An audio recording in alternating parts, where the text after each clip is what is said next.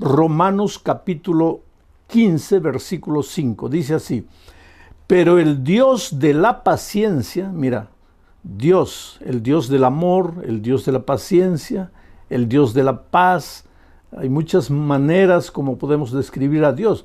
Quiere decir, es un solo Dios de quien va la vida, sale la paz, sale la justicia, sale la paciencia.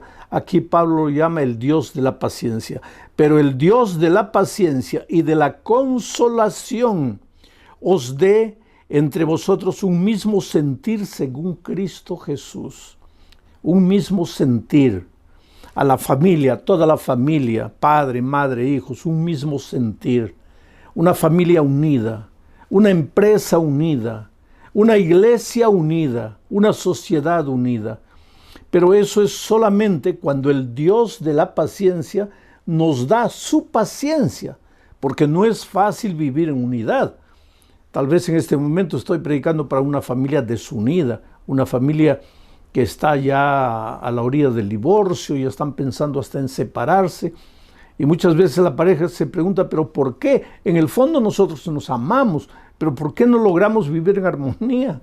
¿Por qué? Y a veces uno le echa la culpa al otro, el otro le echa la culpa al otro, y echándose la culpa no se arregla nada. ¿Sabes cuál es el problema? Porque una pareja que se ama vive desentendiéndose, porque no basta el amor de uno por el otro. Se necesita el amor de Dios, el amor del Dios de la paciencia. Se necesita la paciencia de Dios. Ahora mira lo que Pedro dice: el Dios de la paciencia y de la consolación. Quiere decir que si en este momento estás triste, Dios viene y te consuela. Si estás desesperado, Él viene y te consuela.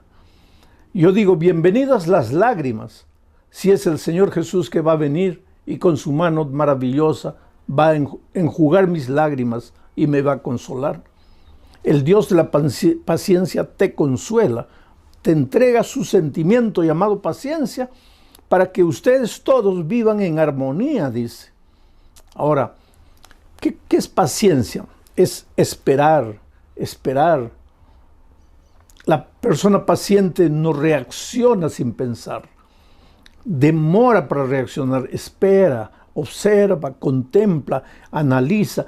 No explosiona por cualquier cosa. Hay gente que en un momento de impaciencia dice improperios, agrede, hiere, dice cosas que la misma persona nunca quiso decir. Pero después se arrepiente, llora, pide perdón, pero ya arruinaste todo. La vida es como un papel en blanco. Si tú agarras y lo estrujas, después te arrepientes y lo planchas, ya lo malograste ya. Por eso dice la palabra de Dios aquí, que el Dios de la paciencia está dispuesto a darnos su paciencia. ¿Para qué? Para no estar arrepintiéndonos de las cosas que dijimos, para no arrepentirnos de las cosas que hicimos, para pensar, para contener nuestra ira propia de la naturaleza pecaminosa, porque ya les dije que después que el pecado entró, pues todos nos apartamos de Dios. Nuestro carácter se deformó, ahora somos hombres impacientes, iracundos, rabiosos.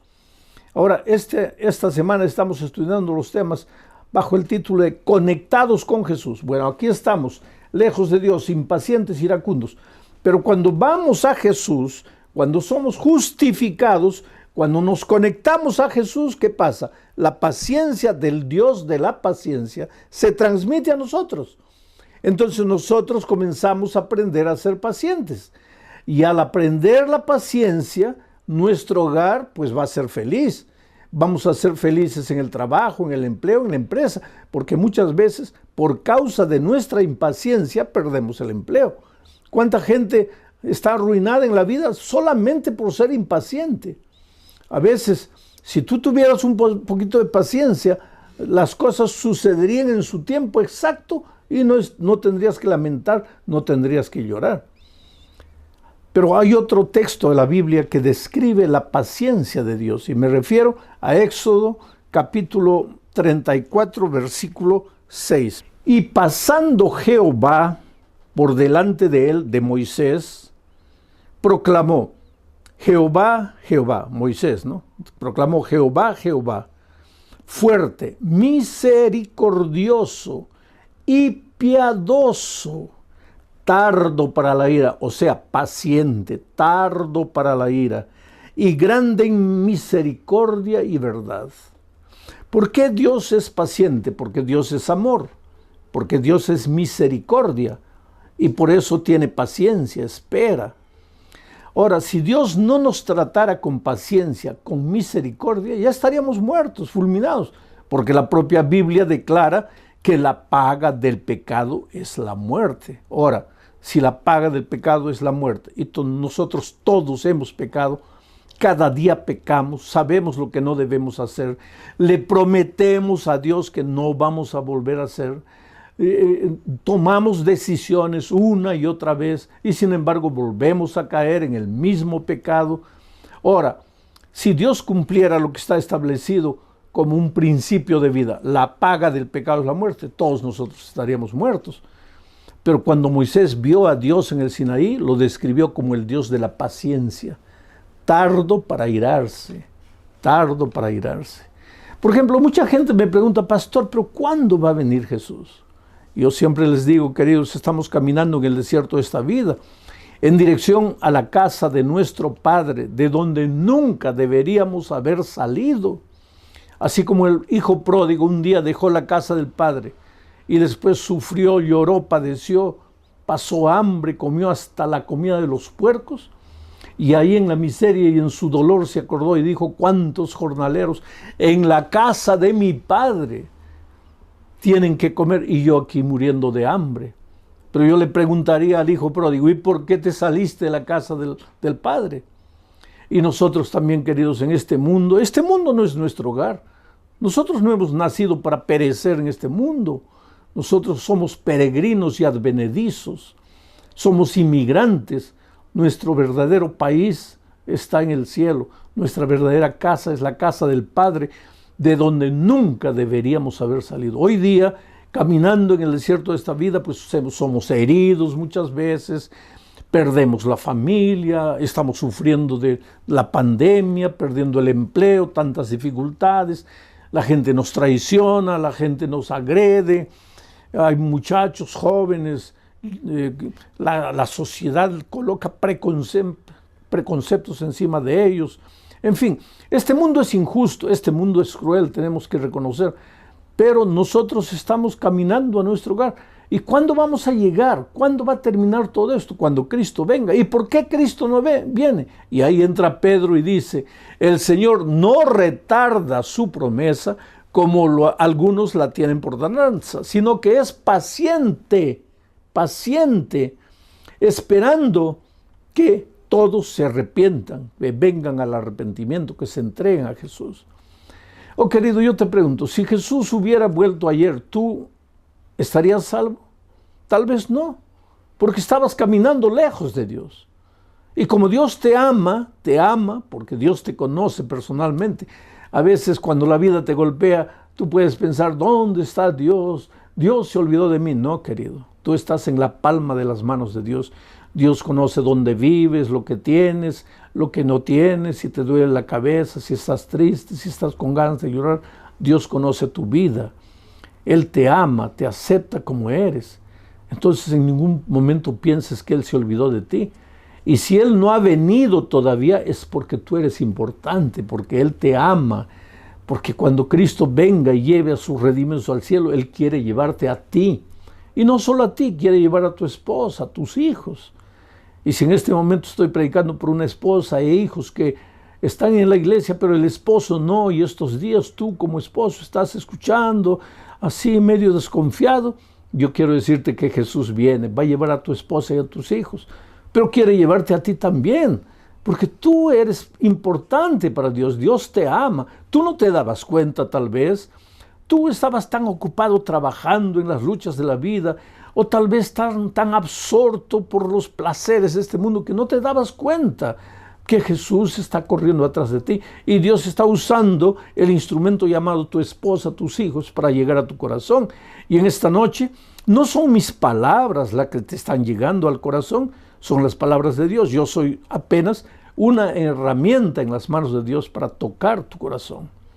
Bueno, ese es el Dios de la paciencia, el Dios tardo en airarse, el Dios que no permite que Jesús venga todavía, no porque se está demorando, sino porque es paciente, esperando que tú te arrepientes, que tú estés preparado para encontrarte con Jesucristo. Entonces viene la otra pregunta, pero pastor, ¿por qué ese Dios paciente hizo tantas cosas terribles en el pasado, especialmente en el Antiguo Testamento? El otro día yo encontré un joven universitario que me decía justamente eso. Pastor, para mí, cuando yo leo la Biblia, parece que hubiera dos dioses. Un Dios del Antiguo Testamento, que es bravo, justiciero, su nombre Jehová de los ejércitos, soldado, guerra, batalla. Un Dios que no perdona, un Dios intransigente, un Dios radical. Un Dios que no acepta que sus hijos se desvíen, que mata, no solamente mata a los hombres, mata a mujeres, niños. ¿Qué Dios es ese? Y entonces ese muchacho me decía, cuando yo vengo al Nuevo Testamento, ahí encuentro ya un Dios diferente, porque el Señor Jesucristo ama, perdona, justifica, espera, nos da su gracia. Entonces este joven universitario me decía, pastor, yo no consigo armonizar esos dos dioses, el Dios del Antiguo Testamento y el Dios del Nuevo Testamento. Sin embargo, querido, te digo que no hay dos dioses, hay un solo Dios. El Dios del Antiguo Testamento es el mismo Dios del Nuevo Testamento. El Padre y el Hijo son el mismo Dios, el Espíritu Santo junto con ellos. Pero entonces ¿por qué parece que son diferentes? Este mismo muchacho me decía, pastor, yo lo veo a Dios en el Sinaí gritando en llama de fuego y humo y estruendos y truenos. Y en el Nuevo Testamento yo lo veo al Señor Jesús muriendo en la cruz del Calvario, diciendo, perdónalos porque no saben lo que hacen. Parece que el Dios del Nuevo Testamento es paciente, pero el Dios del Antiguo Testamento es impaciente. Pero ¿cómo impaciente? Si acabamos de leer el texto de Éxodo que dice que Moisés vio a Dios y lo describió tardo para la ira. Pero si es tardo para la ira, ¿por qué hubo tanta matanza en el Antiguo Testamento? Esa es una cosa que mucha gente no entiende, mucha gente se preocupa y mucha gente se intriga. Pero yo voy a tratar de explicarte en este momento. Vamos a leer Génesis capítulo 15, versículo 16. Y en la cuarta generación, a la cuarta generación volverán aquí, porque aún no ha llegado a su colmo la maldad del amorreo. Mira, esto le dijo Dios a Abraham, porque Dios le prometió a Abraham que le daría la tierra prometida, le daría Canaán, donde vivían los amorreos, los filisteos, los jebuseos, todos ellos, toda Canaán. Entonces, ya estaba demorando mucho tiempo, porque así somos los seres humanos, impacientes. Mientras Dios es el Dios de la paciencia, nosotros los seres humanos somos los hombres de la impaciencia. Todo lo queremos ahora, y por quererlo ahora a veces nos metemos en problemas. No tenemos paciencia para esperar. Entonces Abraham le pregunta a Dios, pero Señor, ¿cuándo? No? Ya nos has prometido, le has prometido a tus hijos que nos vas a llevar a la tierra prometida. ¿Cuándo va a ser eso? Y mira lo que le dice Dios, hijo, a la cuarta generación, no ahora, a la cuarta generación, o sea, falta 4 generaciones, ahí yo los voy a traer. Y Abraham tal vez pregunta, pero Señor, ¿por qué solo a la cuarta generación? Y Dios le responde, porque todavía no se ha llenado la medida de la maldad del amorreo, porque todavía, dice, porque todavía no ha llegado a su colmo la maldad del amorreo. No ha llegado a su colmo. Quiere decir que Dios estaba teniendo paciencia con el amorreo. No lo quería sacar todavía de la tierra. Pero ¿quién era el amorreo? ¿Cómo vivía el cananeo, la gente de esa tierra? ¿Cómo vivía? Mira, para leer eso, para entender eso, tenemos que leer Levítico capítulo 18. En los versículos 1, 2 y 3, mira lo que dice. Habló Jehová a Moisés, diciendo, cuando iban a entrar a Canaán, a la tierra prometida. Habla a los hijos de Israel y diles, yo soy Jehová vuestro Dios. No haréis como hacen en la tierra de Egipto, en la cual morasteis, ni haréis como hacen en la tierra de Canaán, a la cual os conduzco, ni andaréis en sus caminos. Esto es interesante. Antes de entrar a Canaán, Dios le dice a Moisés, dile al pueblo que no practiquen las obras que hacían los egipcios de la tierra de donde vinisteis, pero que tampoco deben hacer las obras que hacen los cananeos en la tierra a donde ustedes están yendo ahora. ¿Y qué es lo que los cananeos hacían de tan horrendo? Para entender eso tendrías que leer todo el capítulo 18 de Levítico. Yo no tengo tiempo para leer, pero tú después lee y vas a ver los más terribles de pecados, ¿sabes? Los cananeos habían llegado al colmo, a lo peor de lo peor. Era ser humano con animal, hombre con hombre, padres con hijos, hermanos con... Era un cuadro de inmoralidad total, completo. ¿Y qué es lo que Dios dice? Todavía no ha llegado al colmo la maldad del amor. Pasan 100 años. El pueblo se sigue hundiendo en la miseria. Ya no saben qué pecado inventar. El pueblo de Dios reclama, Señor, ¿cuándo nos vas a dar la tierra? Y Dios dice, todavía no ha llegado al colmo la maldad del amorreo. Pasan 200 años, todavía no ha llegado al colmo la maldad del amorreo. 300 años, todavía no ha llegado al colmo. 400 años, todavía no ha llegado al colmo. Ahora, no vas a decir, bueno, pero finalmente la paciencia de Dios se acabó. No, querido. ¿Cómo la paciencia de Dios se va a acabar? Si Él es tardo para la ira. ¿Cómo va a acabar si Dios es el Dios de la paciencia? La paciencia es parte de su naturaleza. Y Dios es eterno. Entonces, ¿cómo la paciencia divina se va a acabar? No es que la paciencia divina se acaba. Pero llegó el momento en que Dios dijo, ahora sí, al pueblo de Israel, entren a la tierra de Canaán. Y entonces esa generación fue extirpada de la tierra. Ahora, esto es duro decir, querido, porque si tú lees la Biblia vas a ver que a veces el pueblo entraba con espada, y lógico, si hay espada, si hay guerra, si hay lucha, hay sangre, la sangre se derrama y todo. Son hechos crueles del Antiguo Testamento. La gente no entiende. Pero te voy a decir, en ese tiempo el clima era de guerra, así vivían las naciones, guerreando, peleando una contra otra, quitándose el territorio, matándose, era la cultura de su pueblo. Hoy día para nosotros nos parece horrendo, nos parece grotesco, porque nuestra cultura es diferente de esos días. Pero lo que pasó con los amorreos, con los jebuseos, con todos los cananeos, fue lo que el médico hace muchas veces cuando se gangrena el cuerpo. Comienza la gangrena a subir. ¿Y qué hace el médico? El médico llama al paciente y dice, mira, si no paramos con la gangrena, esta gangrena se va a apoderar de todo tu cuerpo y vas a morir. Entonces, aunque sea lamentable, vamos a tener que amputarte el brazo. Te vamos a tener que cortar el brazo.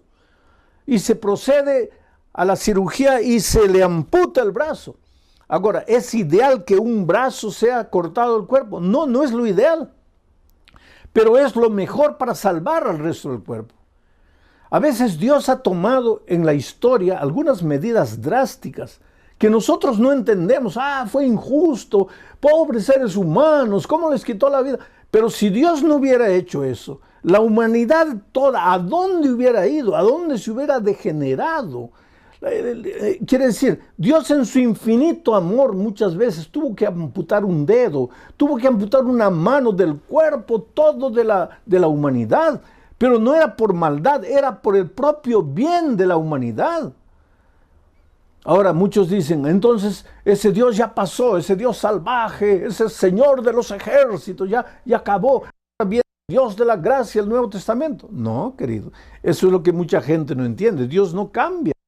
El Dios de la paciencia del Nuevo Testamento es el mismo Dios de la paciencia del Antiguo Testamento. Y el mismo Dios del Antiguo Testamento que tuvo que amputar un brazo es el mismo Dios del Nuevo Testamento que llegado el momento, hoy día dice el Señor no retarda su promesa, sino que espera pacientemente que te arrepientas, mas va a llegar un momento en que la Biblia dice, el justo será justo y el injusto continuará siendo injusto. Quiere decir, la puerta de la gracia se cerrará y Cristo vendrá a esta tierra. Entonces vi el cielo abierto. Esta es una visión de Juan, de la segunda venida. El cielo abierto, y he aquí un caballo blanco. El que lo montaba se llamaba Fiel y Verdadero. ¿Quién es este? Jesucristo. Y con justicia juzga y pelea. ¿Quién es este? Cristo, el Cristo de la gracia, el Jesús de la misericordia, del amor, de la longanimidad, pero viene con justicia para pelear. Esto es interesante. El versículo 12 dice, sus ojos eran como llama de fuego. En el Sinaí no había fuego. Viene Jesús por segunda vez, sus ojos son como llama de fuego. Y había en su cabeza muchas diademas y tenía un nombre escrito que ninguno conocía sino él mismo. ¿Quién es este? Es Jesús. Estaba vestido de una ropa teñida en sangre. Mira, cuando Jesús viene vestido en una teñida en sangre, y su nombre es el Verbo de Dios. ¿Quién es el Verbo de Dios? En el principio era el Verbo, y el Verbo era con Dios, y el Verbo era Dios, es Jesucristo. Cuando viene por segunda vez, simbólicamente en un caballo blanco, para pelear, para juzgar con justicia, no es el Dios de la gracia, es el Dios justiciero. El mismo Dios justiciero del Antiguo Testamento está de nuevo aquí. Pero el mismo Dios de la gracia y la paciencia del Nuevo Testamento está en el Antiguo Testamento. Es el mismo Dios. ¿Y por qué está teñido de sangre su vestido? Interesante. Isaías responde. Isaías capítulo 63, versículo 1 al 3, responde. Mira, ¿quién es este que viene de Edom, de Bosra, con vestidos rojos? Este, hermoso en su vestido, que marcha en grandeza, en la grandeza del poder. Mira cómo combina la descripción con la descripción de Juan en Apocalipsis. Este hermoso en su vestido que marcha en la grandeza de su poder. Y ahí responde Dios, yo, el que hablo en justicia, grande para salvar. El mismo Dios en Apocalipsis. Y entonces el profeta pregunta, ¿por qué es rojo tu vestido y tus ropas como del que ha pisado en lagar? Y entonces responde el Dios, solo el lagar. ¿Y a qué se refiere el lagar? La humanidad, a los hombres impiedosos que no han aceptado el mensaje de la gracia de Cristo. Yo he pisado solo el lagar, y de los pueblos nadie había conmigo. Los pisé con mi ira y los hollé con mi furor, y su sangre salpicó mis vestidos y manché todas. Oh, querido, qué cosa maravillosa. Es interesante esto. Hoy es el día de buena nueva. Oh, cómo Dios te ama, querido. Cómo Dios te tiene paciencia. Cómo Dios soporta todo lo que haces. A veces vienes a la iglesia, después te pierdes 2, 3 meses en la miseria del pecado.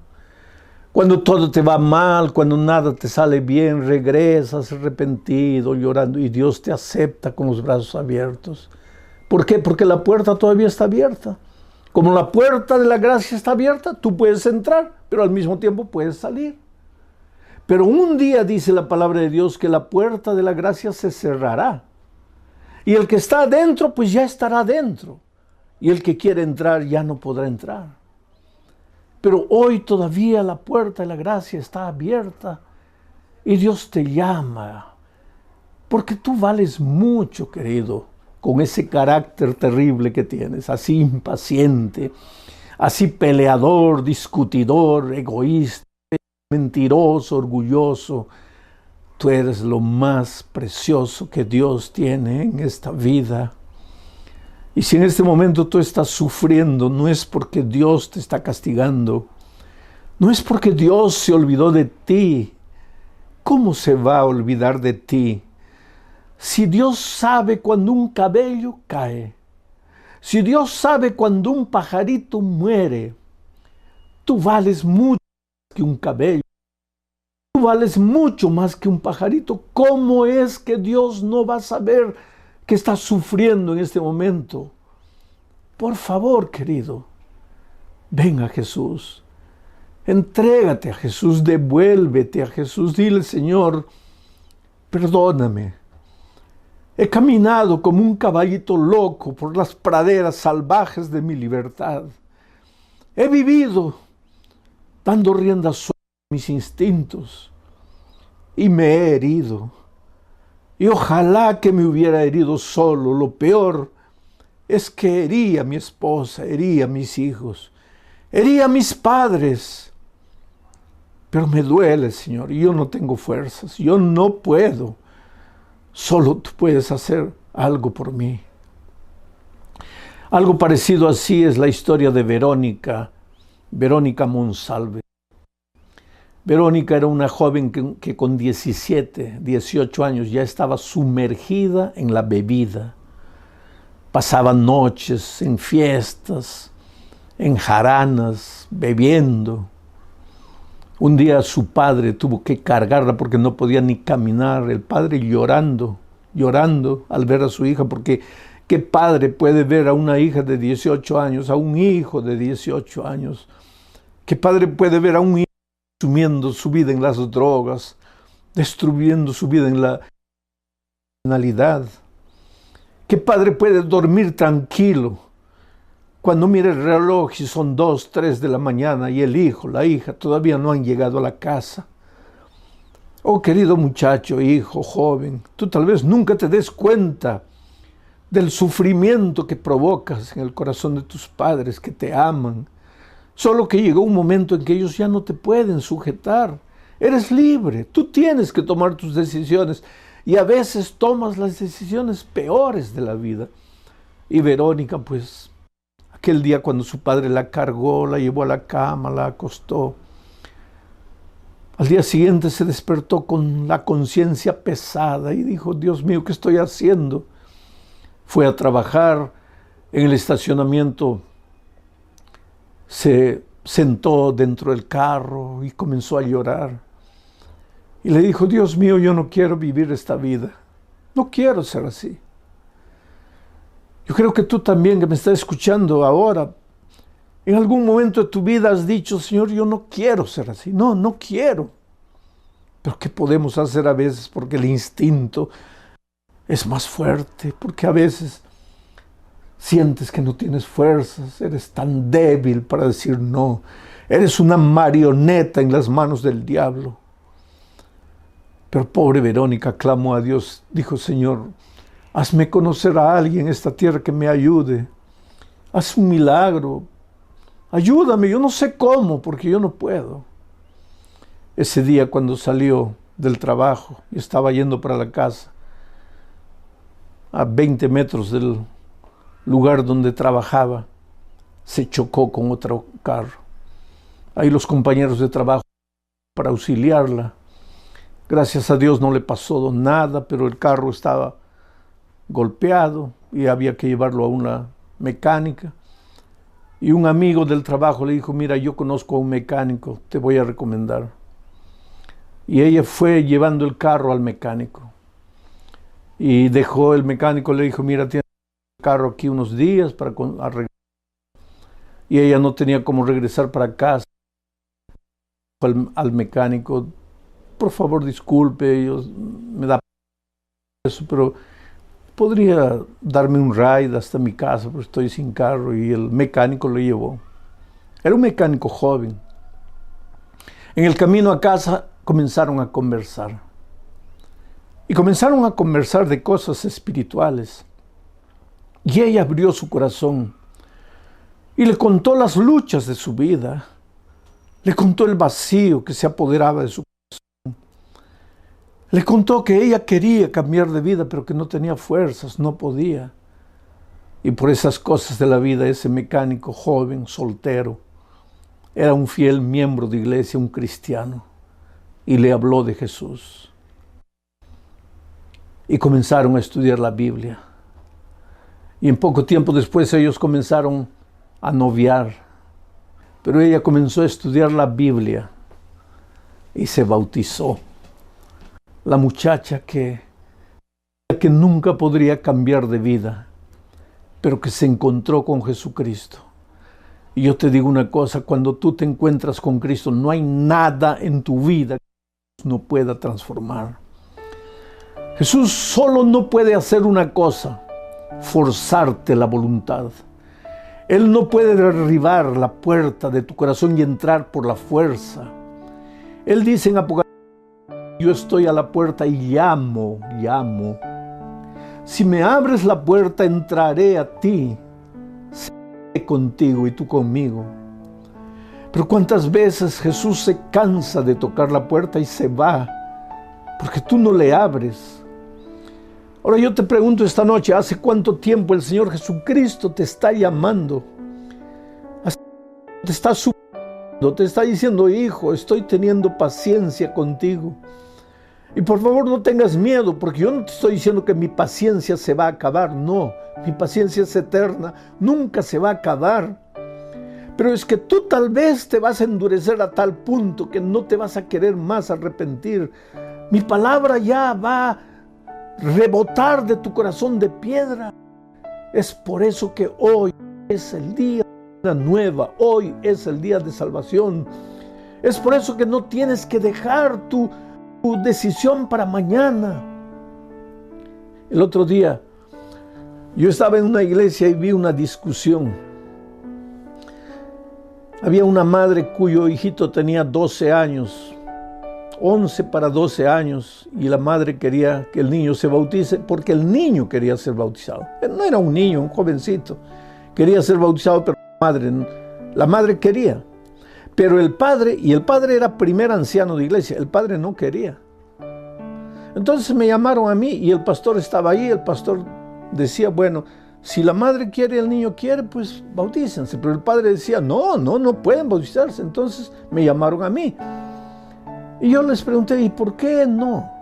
¿Por qué tú crees que él no puede bautizarse? Y él me dice, porque él todavía no hace las cosas bien hechas. Y yo le pregunté, pero a ver, dime una de las cosas que no hace. Dime una de las travesuras. Me dice, por ejemplo, él no arregla su cama cuando se levanta. Y la esposa que estaba ahí lo mira al esposo anciano y le dice, pero querido, tú tampoco arreglas la cama. Quien arregla la cama soy yo. Y tú ya estás bautizado y todavía eres anciano de iglesia. Querido, es una situación interesante. Pero te digo una cosa, mira. La experiencia de un muchachito de 11 años, él puede tener una experiencia cristiana, pero nunca va a ser la experiencia cristiana de mí, con la edad que yo tengo. Porque ese muchachito se puede bautizar con 10, 11, 12 años, si los padres lo van a apoyar en la fe. Pero mañana, después del bautismo, seguramente que va a estar subiendo a un árbol de mangos a recoger mangos. Ahora, si a mí me ves mañana subiendo un mangueral para recoger mangos, pues llévame al manicomio porque estoy loco. ¿Qué te quiero decir? La experiencia de un viejo es la experiencia de un viejo, la experiencia de un jovencito es la experiencia de un jovencito. Pero Dios llama a los jovencitos, y cuando un muchachito que ya tiene conciencia, ya tiene noción de lo que es malo, de lo que es bueno, ya tiene noción de quién es Jesús, qué es la palabra de Dios, y quiere bautizarse, no hay problema para que se bautice. Así que tú, jovencito, si estás pensando bautizarte, bautízate. Y tú, querido joven, hermano adulto, si sientes que el Espíritu de Dios te está llamando, toma tu decisión esta noche. Hazlo en el nombre de Jesucristo. Mientras estoy orando, tú expresa tu decisión ahí donde estás. Oh Padre querido, gracias por el mensaje de esta noche. Esta noche hemos aprendido que cuando vamos a ti, nos conectamos a ti, tu paciencia se transmite a nosotros y nosotros nos volvemos hombres pacientes. Tú eres un Dios de paciencia, de misericordia. Tú eres justo, Señor. En el Antiguo Testamento muchas veces tuviste paciencia generación tras generación tras generación. Pero llegó un momento en que esas personas era mejor que descansaran, de que continuaran viviendo la vida terrible que estaban viviendo.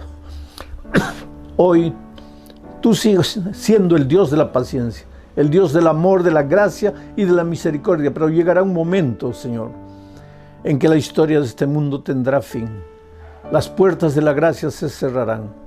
Jesús volverá a llevar a sus hijos, y todos los que queden en esta tierra, no será porque Dios dejó de amarlos, no será porque Dios perdió la paciencia con ellos, será porque ellos no aceptaron la paciencia divina.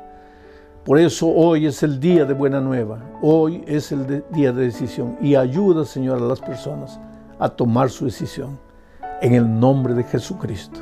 Amén.